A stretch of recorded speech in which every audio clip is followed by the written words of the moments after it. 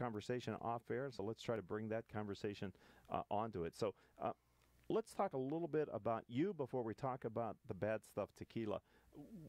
Tell me a little bit, tell our audience a little bit about your background. All right. I started out as a lawyer for the NBC television network many years ago, but never truly wanted to be a lawyer, and that was my way of sort of justifying law school, I guess, and taking my first job. Okay. But it did lead me through my interests, which were in entertainment, and I did want to start to be in the production side, but wound up in marketing, which ultimately was a form of production for me. My business partner and I, we both start together. He was a lawyer at NBC as well. We started a ad agency and wound up producing commercials and marketing campaigns for NBC and their stations group, and quite a few of the advertisers that they work with on a regular basis, such as General Motors, Pepsi, Coca-Cola.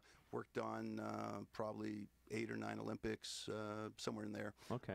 Quite a few things, and produced a lot of integrated media spots. We were at the start of everything that went, first from straight on-air television to 10 different channels and platforms of distribution with the same content, different formats, right, and different end users. So how long have you been involved with the Bad Stuff Tequila? Well, I got involved with them last year in December, which actually, even though the company had been set up 2 years prior, they were having difficulty getting the product produced and up to the marketplace, so I got involved. I've been a serial entrepreneur most of my life, other than my stint as a lawyer.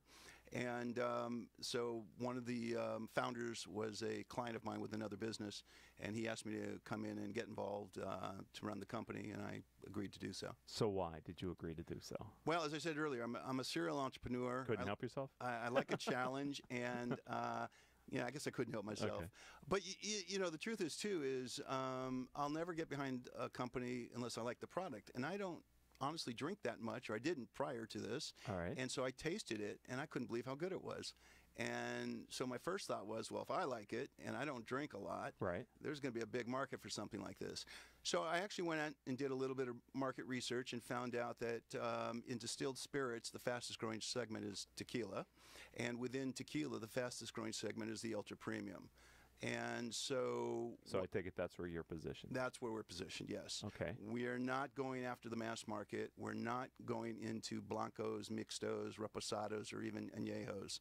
We're focused strictly on craft spirits, the extra añejo, ultra premium. We're staying true to the heritage of our brand, which has, even though it's a new product, has an extensive brand heritage, if you will. Right. I'm fascinated by the packaging. It looks modern, but yet it looks like it has a history and a story to tell. And that's exactly what we did. I came from marketing. I ran an ad agency. I was a senior vice president at NBC for integrated sales and marketing promotions, production rather. And what we have is essentially a brand new product. It's only been launched since and available in the market since January. Wow. But it has a very rich history. One of the two founders is the grandson of a bootlegger. Okay. And so got to have an interesting story, right? You got to have a fun story. Okay, so the backstory is interesting. You got my interest. Well, we like to say that we have a great product and a really fun story. Okay. And it's a story people actually like to retell, which helps you in your marketing. Right. So the grandfather, the bootlegger, originally sold his recipe during Prohibition. And when he passed away, the recipe went away from the market. And he actually sold it to support his family. He became a bootlegger to support his family. Right, but you say it was during Prohibition, but he was in Mexico. He was actually in Southern California. He was in Southern California? Southern California. Oh, okay. And he would make it in Mexico and sell it in Southern California. Oh, okay. A little footnote is, most people will know this, although some don't, it cannot be called tequila unless it's certified by the Mexican government. Now, back in those days, I'm sure they got around a lot of things with Prohibition and whatever. Yeah. But anyways, it was sold, actually, it was sold in a speakeasy, the Sir Kenneth Charles, down in the San Diego area, which is just reopened, and we'll be reintroducing it there sometime this year. That's awesome. Yeah. But he passed on his knowledge to his only son, and that son was the uncle of our current maker and one of our partners and founders. And so he learned to make it at his uncle's knee, if you will, on his ranch in Mexico. And he's been doing this now since 1994, I think. But not commercial. No, but only for friends and family. Okay. Only for friends and family. So we have a rich history that goes all the way back to Prohibition. But we've been off the market since the original maker, Felipe's grandfather, passed away. Okay.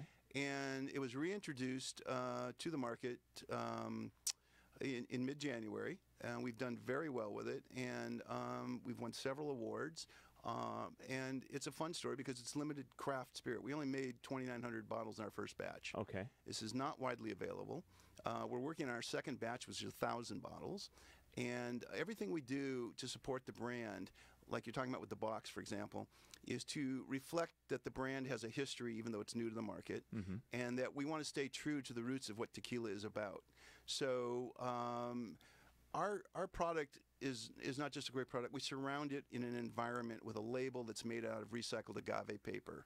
And it's also made, the paper for the label is actually handmade in the town of Tequila. And the business is a small business owned by a woman who only hires women to empower them to be financially responsible. So that tells more to the story. Yeah, and then the bottles themselves are made out of recycled glass, and they're handmade as well. Again, supporting local craftsmanship and artisan values and things like that, which are who we are. So you have this beautiful package. You have this amazing story about the ingredients and the recipe, if you will, for the product. Yes. You have a story to tell about the box and the labels, and that leads you all to the opportunity to talk about the product that's inside the bottle, right? Yes. All right. And so we're going to take our first commercial and only break for this segment. When we come back, I want to talk about the experience of what you've seen when people taste this tequila for the first time. And then I really want to spend the time in the next block talking about the niche, the ideal prospect customer for the product that you're building and making here for them. Can we do that? We can. Okay, ladies and gentlemen, don't go anywhere. We'll be right back after this word from me. Richard Franzi is the author of 2 popular business books for CEOs. His first book, Critical Mass, The 10 Explosive Powers of CEO Peer Groups, was the first book ever written on the secret value of CEO peer groups. His second book, now with newly updated information, is Critical Mass, The Power of CEO Guiding Principles. Richard's books contain powerful information to help CEOs running middle-market companies gain valuable insight to improve their decision-making skills. Richard's books are available as paperbacks or Kindle versions from Amazon.com. To find them, type Richard Franzi in the search box. Welcome back to this additional Critical Mass radio show and podcast. I am your host, Richard Franzi. All of our shows can be heard anytime on iTunes, Stitcher, iHeartRadio, Spreaker.com, several hundred former guest websites whose CEOs have put their player on their website of their appearance on our show. You know, since we started our show in 2009, we've reached several 100,000 listeners through our live streams, podcasts, and other channels. Simply type in Critical Mass Radio Show into your favorite podcasting software, and you'll be able to automatically get great interviews with outstanding guests like David Warshawski. He is the CEO and general manager for the Bad Stuff Tequila. And in the first block, we kind of set the context. So this is really a David versus Goliath kind of a business opportunity, right? It is indeed. I mean, we have a lot of very large companies that we're trying to do business against or with or enter the market, challenges. But if you look at what happened to the beer industry, a lot of big companies and the craft companies came along, and suddenly the bigger ones started paying attention because they were losing share. Right. Well, we had an entrepreneur from Cleveland on who is following the craft beer model, making craft sodas, because their research shows millennials are biased towards these smaller batch, more crafted products, beer, sodas. Is that also true in your space? Yeah, I think so, although our target market is probably a little older than the millennials, people who've actually acquired a certain amount of wealth and have some independent or discretionary income, if you will. Okay. Yeah, I would say the appeals are that people are looking for things that are different experiences, that are more unique and limited, that they can also see the values of the company in, that they can see the product is good and is wholesome, has the right... So with that focus, what's the right distribution model, David? Well, we're taking it one step at a time. We self-distribute in California, although we are currently looking for a partner. Okay. And we've just started a partnership to distribute in Colorado, starting in key markets like Aspen, Snowmass, things like that. Okay, where that demographic Yes, frequents, where that right? You got to exactly got to right. fish where the fish Right. fish are. Yep. Right. And then we've also been fortunate enough through one of our partners, Rebel Spirits, to get into Total Wines in California. Oh, So wow. That's a volume opportunity. it's a little bit of a volume opportunity, and that's what we're trying to do is find a way to build a little volume to do some of the heavy lifting while we target our key word of mouth type clients Right. in the key markets. Is that you're speaking to other entrepreneurs and business owners out there running lower middle market, $2 to $100 million kind of companies, many early stage companies listening to the show to learn from your experience. Is that building that word of mouth? How hard is that? And if you had any lessons to share or keys to success, what would you say to those people listening today on Critical Mass? Keep your day job. Okay. Okay. So it does seriously. take time. And while you're getting started up, I'd say it's a lot easier these days in certain ways, but you still have to find that message and that way to connect. The social media helps a lot, makes it a lot easier. Right. Certainly a lot less expensive, but starting a business is not an easy task, and when you go into an industry that's established like distilled spirits, you're competing against the big companies out there, and I would say it's just perseverance, a belief in your product. Make sure you have a darn good product, because that ultimately will sell itself. Right. You've just got to find the messaging and the platforms that connect people with. So your personal experience when you tasted it, you said, wow, I might be willing to put my wood behind this arrowhead because I like the taste of this, Yeah. right? You would have tasted it, and you probably, if you didn't like it, regardless of who the money meant, people behind it were, you might have not decided to. Yeah, I like the taste, and when I did my market research, I saw that it was an evolving trend, a growing trend. It's probably, we're probably a third or halfway through that cycle, as opposed to, say, craft beers, which are mature. Right. Craft sodas are probably a lot earlier in their cycle. I've seen, as you mentioned, I've seen them in a few of the local chains now that have come out with craft sodas and different flavors and things. It's almost a throwback to the old days of. It is, isn't it? Right. Yeah. Yeah. To when everything was made locally. Right. Right. Before distribution, etc. So what type of You've talked about Total Wines and More. You've talked about being directly distributed here. Who are you? What are you looking for? What type of establishments are open to the bad stuff tequila? We're in a lot of high-end establishments. For example, we've done very well with country clubs. Out here in Irvine area, we're at the Shady Canyon Golf Club. In my neck of the woods, we're at the Bel Air Country Club and the Brentwood Country Club. Okay. And this is where they can serve it at a reasonable price, because they're geared towards their membership fees. Right. So they want to give their members things that are valued to them, a value proposition. Okay. So they don't have to charge exorbitant fees to justify it. And the members seem to like it and spread the word that way. So and not to interrupt you, but who gets the product in the hands of the consumer in that model then? Are you out educating the bartender, or what does it take to get somebody to try the bad stuff tequila? Right now, in self-distribution, we are meeting with the food and beverage managers ourselves. Like I said, we're now just starting to gain traction with some partners. We're talking to a couple of major distributors for California. But in the first 6 months, we've self-distributed out of the original 2,900 bottles that we brought in the first batch. We've self-distributed in the first 6-7 months about almost 700 bottles ourselves. Okay. And that's given us the ability to meet people. And that's part of what we want to do as a small company, is know our clients, maintain our relationships. Right. And even though it seems a bit tedious, it's how you build a brand. It doesn't take a lot of clients if they're repeat clients. So what I focus on is look for is those clients that I think can be good partners for us, and we can be good partners to them and help each other build our businesses. There's one small liquor store in Brentwood that has sold 10 cases of our product in the first 6 months. 10 cases? 10 cases. 60 bottles in the first 6 months. Why? Because he promotes it. He loves the product, so he promotes it. Okay. And we work with him to make sure that whatever he needs to support it, within reason, he gets. Wow. And we stay in constant touch with him. So that must get you thinking, wow, there is a certain amount of volume opportunity here. Yeah, there is a bit. And I'll also tell you that in the 50 or so venues that we're in, both on-premise and off-premise in the first 6 months, we've had a 25% reorder rate. So I like to think of that as a very good sign that, our biggest problem is not sell in, it's sell through. And, like with any product, you want to get people to try it. Right. And so how do you do that? I can sell it in, but then I need staff, and that's where the real expense in this business comes from. Oh, really? Is the sales support, sell through.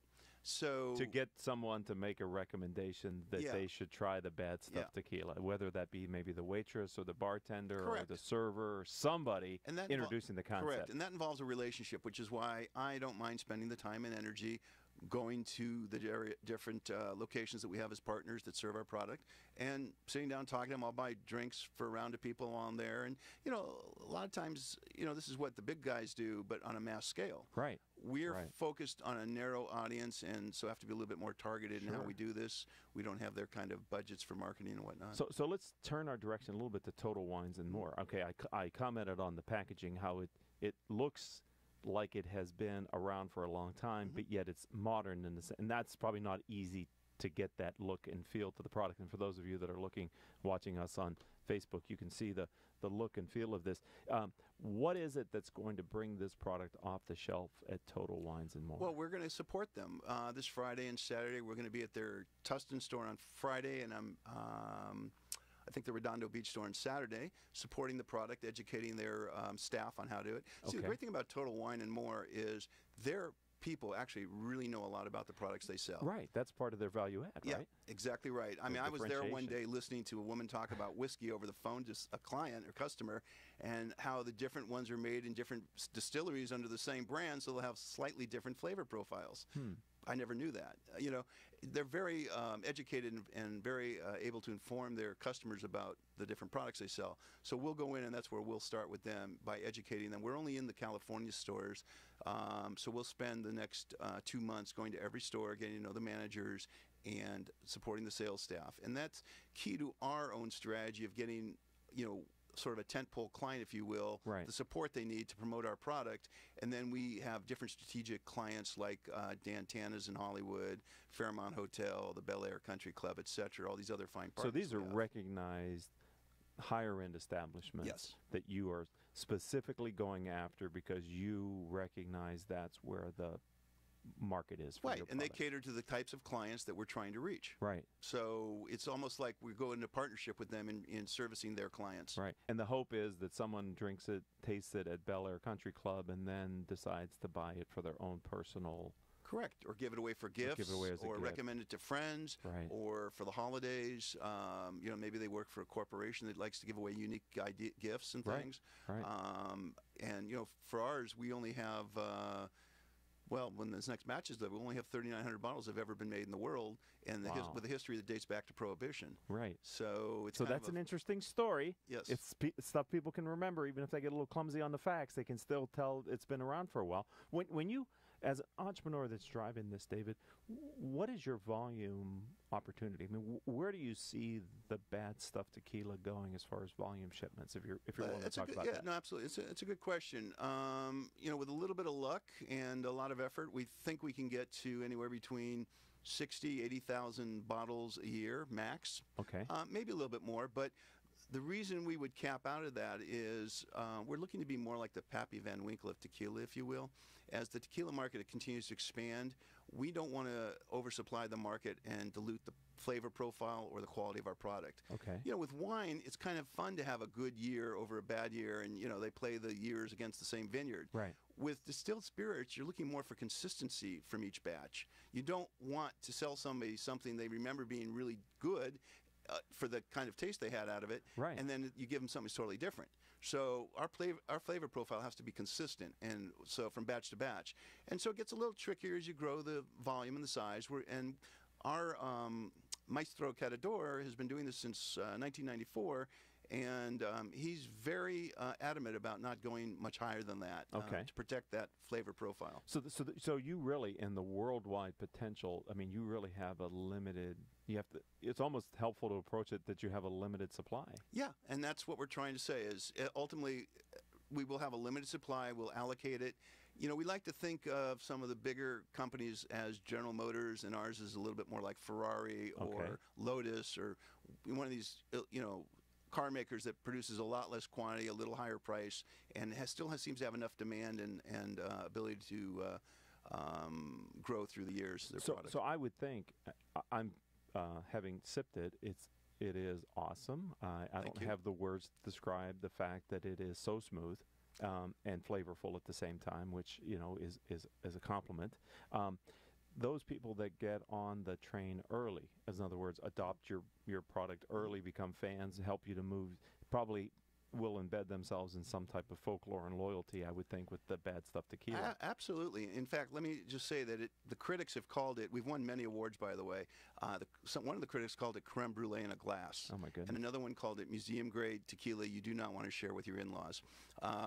But, yeah, honestly, we have fans. We have a couple celebrities who I won't mention that started drinking it. And we have, I just got a note the other day from a woman. We're launching in Colorado next week for distribution, starting in Aspen. And we had been there for the Food and Wine Festival and had several people buy it while we were there, taste it while we were there. I'm sorry, we couldn't sell it at the time. And so I wrote a few of these people. I had emails for to let them know. And one of the women wrote me back and said, look, I'd love to hold a tasting at my house of influencers in Aspen for you. Wow. So it does... Yes. It's fun. It's a small business. Right. And that's part of the joy of keeping it small. Right. Is you get to relate to your customers no matter how big or small. And we only have about 2 minutes left here on the Sure. Critical Mass Radio Show and Podcast with David Warshawski. He's the CEO and General Manager of the Bad Stuff Tequila. But at that volume of 60, 80, maybe pushing 100,000 bottles a year, that is a successful revenue business model for the company. Given the multiples these companies get or seem to get at this time, it's very successful. Okay. And given that we're stay small and lean, yes. All companies have to run on different sort of economics, if you will. Exactly. Right. And we plan on staying pretty lean, which means we're entrepreneurs, we'll pull cable as well as negotiate deals. Whatever it takes. So can I ask you, for those of you that are watching the live stream, what will a bottle like this cost at retail? If you go to a place like Total Wine, you'll find it for about $2.29 a bottle retail. Okay. We're currently working with them to get on one of their programs called Ibotta that gives you a $10 rebate. And then generally at other independent retailers, anywhere from $2.29 to $2.49. Okay. Is that a crowded space at that price point for that client for this product, or is it unique in that the challenge is getting their attention? It's getting their attention because I think once somebody's made the decision to purchase a tequila or a distilled spirit in that price point, it's really which one do I want. Okay. People drink it. Right. If you look at the grouping of products out there based on price point, volume's pretty good. But different brands will sell versus other brands. Right. And it becomes really a matter of taste at that point. And that's why our tagline is taste matters. Right. And I would think having third-party endorsements or people who they trust recommend that they buy this because they will be happy with it could be the difference between picking your product off the shelf and maybe another product at some place like Total Wine and More. Yeah, I think in many cases it is, yes, right. absolutely. It's really that influencer right at the point. And so the opportunity to have a tasting with a group of influencers in the right demographic, these are the things that you'll look back on and go, that was a significant event. Yeah. And especially when they're within the right communities. Right. When we target a community like Aspen or Snowmass, having a few of the influencers from that local community who people trust. Right. Yeah. But it's all in the taste, isn't it? Yes, it is. All right, so let's say there's someone out there listening today or in the future on iTunes that says, I like tequila. I'm intrigued by everything I've heard. First of all, how do they find your brand online? I would go to our website, www.thebadstufftequila.com, and you can email me. I will personally respond. Okay. Because that might help them if they're in a market where it's not clear how they would get the product. If they wanted it, you can help them. It's absolutely true. We're not a national brand yet. We're only being distributed in Colorado and California at the moment. We are talking about Nevada soon and a few other states, but having launched just in January, we're growing that distribution. Okay. Well, California is the destination market. People come here from all over the world. So. Yep, and we have a few vendors who can ship nationally. There you go. All right. Well, I've been looking forward to having you on the show since I first heard about your brand. I love these entrepreneurial stories, especially with a powerful history and backstory, which you have. The packaging rocks, and everything seems to be put together for tremendous success for you.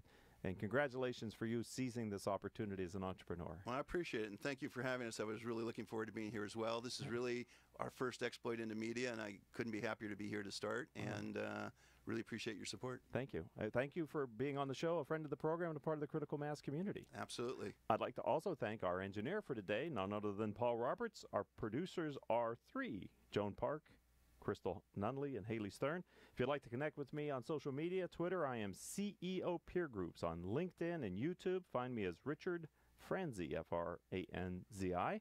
On Facebook, Critical Mass, and our website is simply criticalmass4business.com. Until our next show, I hope all of your business decisions will move your company in a positive direction. You have been listening to Critical Mass Radio Show Business Talk Show, focused on exploring topics of interest to CEOs who are leading middle market companies. With your host, Richard Franzi.